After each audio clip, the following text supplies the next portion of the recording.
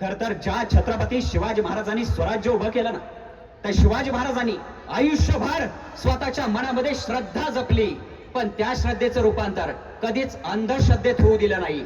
हा शिवाजी महाराजांचा इतिहास आपल्याला समजून घ्यायचा आहे. आज साधं मांजर आडवं गेलं ना तरी आपण आपली वाट बदलतो. 350 वर्षापूर्वी शिवरायांना आदिलशाह, निजामशाह, कुतुबशाह, औरंगजेब अशी कितीतरी मांजरं आडवी गेली, पण शिवाजी महाराजांनी आपली वाट कधीच बदलली नाही. तर या सगळ्यांची वाट लावून मगच राजे शांत झाले. हा खऱ्या अर्थानं शिवरायांचा गौरवशाली इतिहास आहे.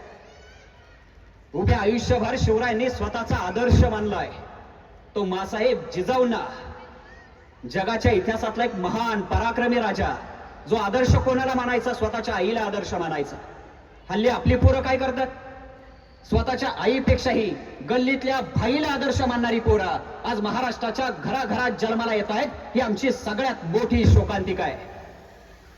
अरे गल्लीतल्या भाईला नाही, स्वतःच्या आईला आदर्श मानणारी पोरं जर घडवायची असतील ना, तर आपल्या पोरांपर्यंत छत्रपती शिवाजी महाराज यांचं शिवचरित्र पोहोचणं फार गरजेचं आहे.